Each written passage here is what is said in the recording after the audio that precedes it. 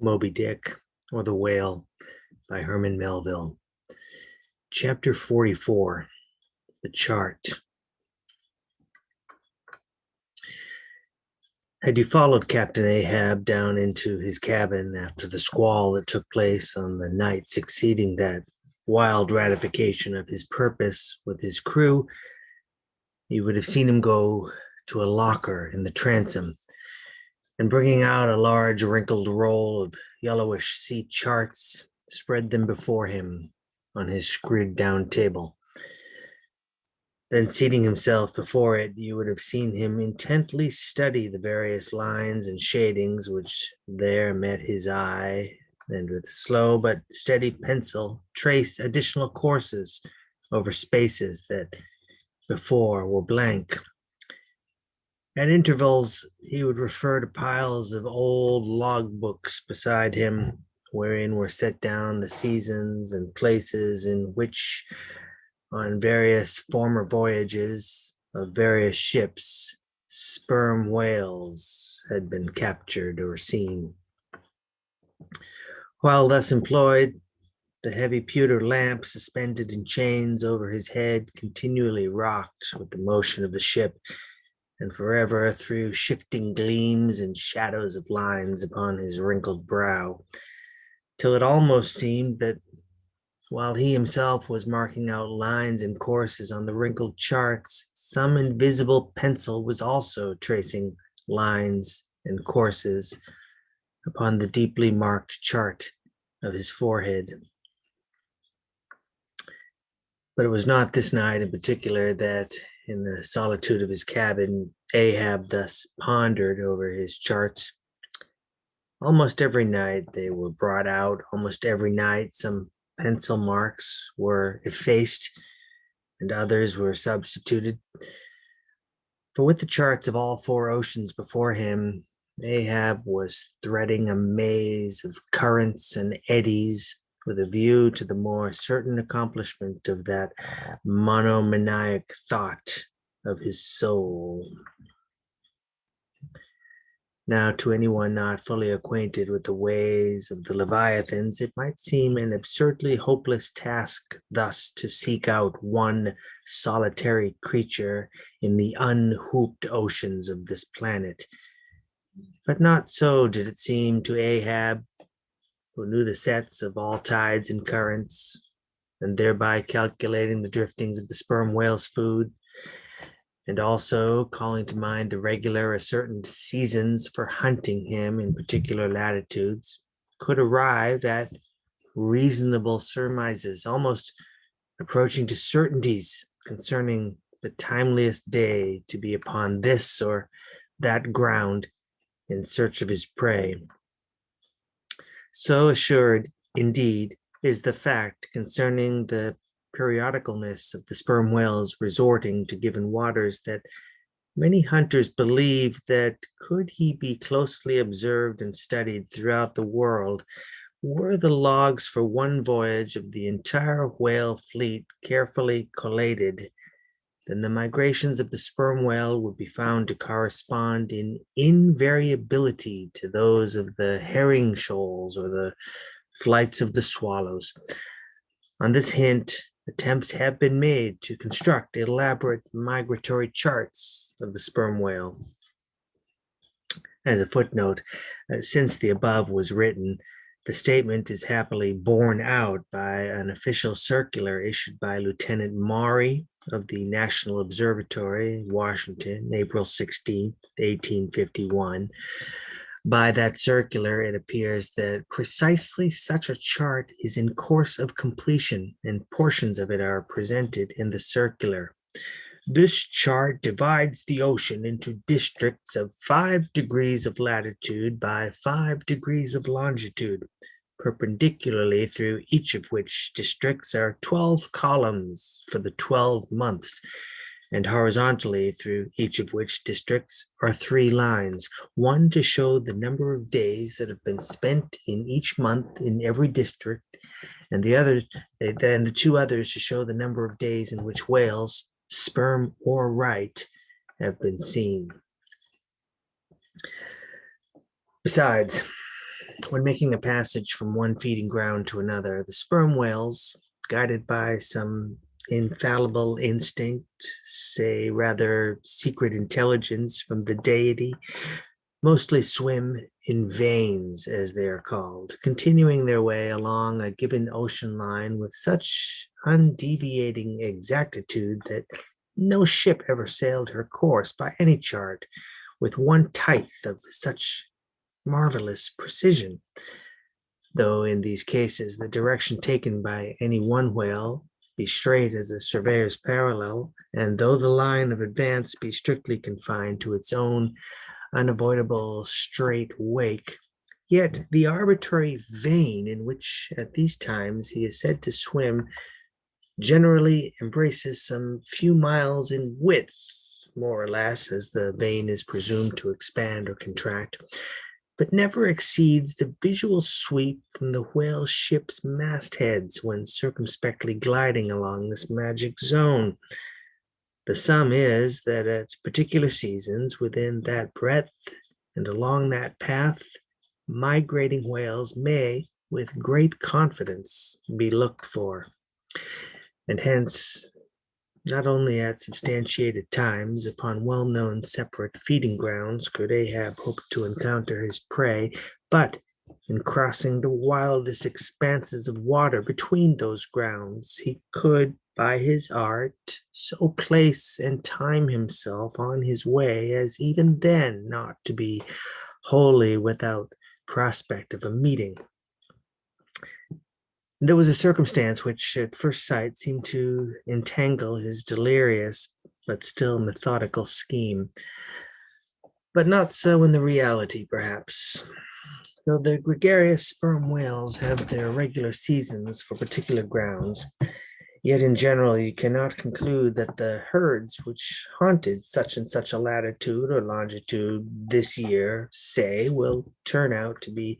identically the same with those that were found there the preceding season, though there are peculiar and unquestionable instances where the contrary of this has proved true. In general, the same remark, only within a less wide limit, applies to the solitaries and hermits among the matured, aged sperm whales. So that Moby-Dick had in a former year been seen, for example, on what is called the Seychelles Ground in the Indian Ocean, or Volcano Bay on the Japanese coast,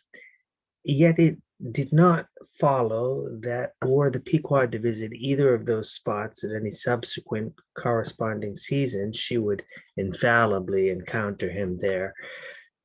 So too with some other feeding grounds where he had at times revealed himself. But all these seemed only his casual stopping places and ocean inns, so to speak, not his places of prolonged abode. And where Ahab's chances of accomplishing his object have hitherto been spoken of, allusion has only been made to whatever wayside antecedent extra prospects were his ere a particular set time or place were attained when all possibilities would become probabilities, and, as Ahab fondly thought, every possibility the next thing to a certainty. That particular set time and place were conjoined in the one technical phrase, the season on the line. For there and then, for several consecutive years, Moby-Dick had been periodically descried, lingering in those waters for a while, as the sun in its annual round loiters for a predicted interval in any one sign of the zodiac.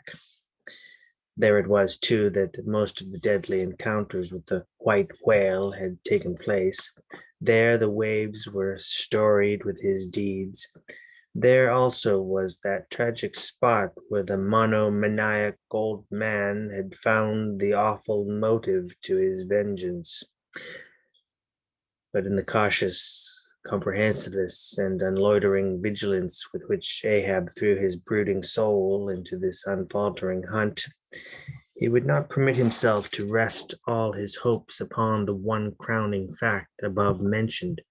However, flattering it might be to those hopes, nor in the sleeplessness of his vow could he so tranquilize his unquiet heart as to postpone all intervening quest. Now, the Pequod had sailed from Nantucket at the very beginning of the season on the line. No possible endeavor, then, could enable her commander to make the great passage southwards, double Cape Horn, and then, running down 60 degrees of latitude, arrive in the equatorial Pacific in time to cruise there. Therefore, he must wait for the next ensuing season. Yet the premature hour of the Pequod's sailing had perhaps been correctly selected by Ahab with a view to this very complexion of things, because an interval of 365 days and nights was before him, an interval which, instead of impatiently enduring ashore, he would spend in a miscellaneous hunt. If by chance the white whale, spending his vacation in seas far remote from his periodic feeding grounds, should turn up his wrinkled brow off the Persian Gulf, or in the Bengal Bay, or China seas, or in any other waters haunted by his race, so that monsoons, pampas, nor'westers, harmattans, trades, any wind but the Levanter and Simoon might blow Moby-Dick into the devious zigzag world circle of the Pequod's circumnavigating wake. But granting all this, yet regarded discreetly and coolly, seems it not but a mad idea, this, that in the broad, boundless ocean, one solitary whale, even if encountered, should be thought capable of individual recognition from his hunter, even as a white bearded mufti in the thronged thoroughfares of Constantinople. Yes, for the peculiar snow-white brow of Moby-Dick and his snow-white hump could not but be unmistakable. And I have not tallied the whale, Ahab would mutter to himself, as after poring over his charts till long after midnight he would throw himself back in reveries. Tallied him, and shall he escape? His broad fins are bored and scalloped out like a lost sheep's ear. And here his mad mind would run on in a breathless race till a weariness and faintness of pondering came over him, and in the open air of the deck he would seek to recover his strength. Ah, God! What trances of torments does that man endure who is consumed with one unachieved, revengeful desire? He sleeps with clenched hands and wakes with his own bloody nails in his palms. Often, when forced from his hammock by exhausting and intolerably vivid dreams of the night, which, resuming his own intense thoughts through the day, carried them on amid a clashing of frenzies, and whirled them round and round and round in his blazing brain, till the very throbbing of his life spot became insufferable anguish. And when, as was sometimes the case, these spiritual throes in him heaved his being up from its base, and a chasm seemed opening in him, from which forked flames and lightnings shot up, and accursed fiends beckoned him to leap down among them, when this hell in himself yawned beneath him, a wild cry would be heard through the ship, and with glaring eyes Ahab would burst from his stateroom as though escaping from a bed that was on fire. Yet these, perhaps, instead of being the unsuppressible symptoms of some latent weakness or fright at his own resolve, were but the plainest tokens of its intensity. For at such times, crazy Ahab, the scheming, unappeasedly steadfast hunter of the white whale, this Ahab that had gone to his hammock was not the agent that so caused him to burst from it in horror again. The latter was the eternal living principle or soul in him, and in sleep, being for the time dissociated from the characterizing mind, which at other times employed it for its outer vehicle or agent, it spontaneously sought escape from the scorching contiguity of the frantic thing of which, for the time, it was no longer an integral. But as the mind does not exist unless leagued with the soul, therefore it must have been that, in Ahab's case, yielding up all his thoughts and fancies to his one supreme purpose, that purpose, by its own sheer inveteracy of will, forced itself against gods and devils into a kind of self-assumed independent being of its own. Nay, could grimly live and burn, while the common vitality to which it was conjoined fled horror-stricken from the unbidden and unfathered birth. Therefore, the tormented spirit that glared out of his bodily eyes when what seemed Ahab rushed from his room was for the time but a vacated thing, a formless, somnambulistic being, a ray of living light, to be sure, but without an object to color, and therefore a blankness in itself. God help thee, old man. Thy thoughts have created a creature in thee,